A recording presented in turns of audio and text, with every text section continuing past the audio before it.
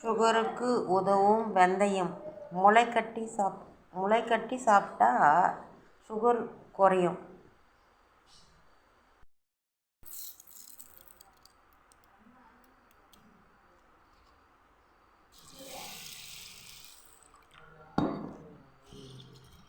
போட்டு ஊற வச்சிடணும். ஒரு நாள் நைட் ஃபுல்லாக ஊற வச்சிடணும். காலையில் எடுத்து இந்த துணியில் அப்படியே மூட்டை கட்டி வச்சிடணும். 3 நாள் கழித்து எடுத்து பார்த்தா நல்ல முளைச்சி வந்திருக்கும்.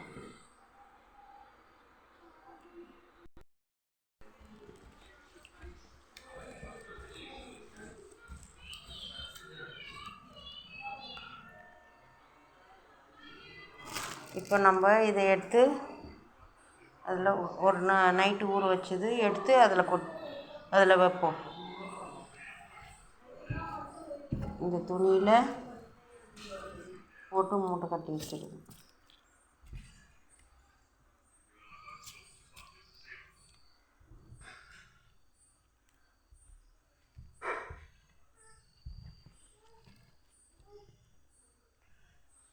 அவ்வளோதான், சரியாக போச்சு. இது 3 நாள் 10 நம்ம எடுக்கணும். வெளியில் எடுத்து பார்த்தா நல்லா முளைச்சி வந்திருக்கும்.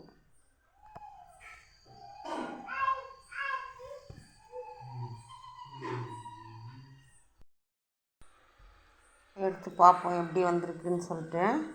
முளைச்சி வந்திருக்கான்னு பார்க்கலாம்.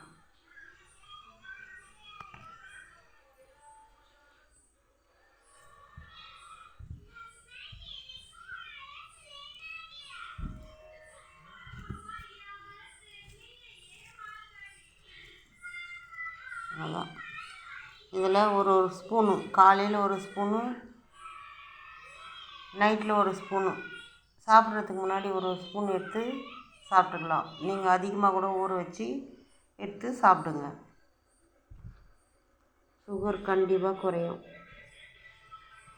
இதுதான் ஒரு முறை நீங்கள் அழைச்சிட்டு, ஏன்னா 2 days 3 daysக்கு நம்ம அதை ஊற வைக்கிறோம். அதனால் நம்ம கொஞ்சம் கழுவிட்டு எடுத்து சாப்பிட்ணும். ஒரு முறை அலசிட்டு எடுத்து சாப்பிட்ணும். திருப்பி அடுத்த நாள் இது காலி ஆகிடுச்சா அடுத்த நாள் ஊற வச்சுக்கணும். ஊற வச்சுட்டு இது காலியாக ஸ்டேஜ் இருக்கும்போது ஊற வச்சு நம்ம மறுபடியும் எடுத்து யூஸ் பண்ணிக்கணும். இது மாதிரி நீங்கள் செய்யுங்க.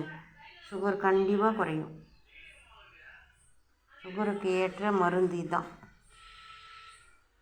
நம்ம போய்ட்டு ஹாஸ்பிட்டலில் மருந்தெல்லாம் வாங்கி சாப்பிட்றோம். அதை மருந்து வாங்கி சாப்பிட்டிங்கனாலும் இதை கொஞ்சம் சாப்பிட்டு வந்தீங்கன்னா சுகர் சுத்தமாக குறையும். ரெகுலராக இது கொஞ்சம் சாப்பிட்டு வந்தீங்கன்னா, இது கொஞ்சம் கோல்டாகும். கொஞ்சம் சூடான பொருள் ஏதாவது சாப்பிட்டுக்குங்க. Thank you friends. வீடியோ பிடிச்சா சப்ஸ்கிரைப் பண்ணுங்கள், லைக் பண்ணுங்கள், ஷேர் பண்ணுங்கள். தேங்க்யூ.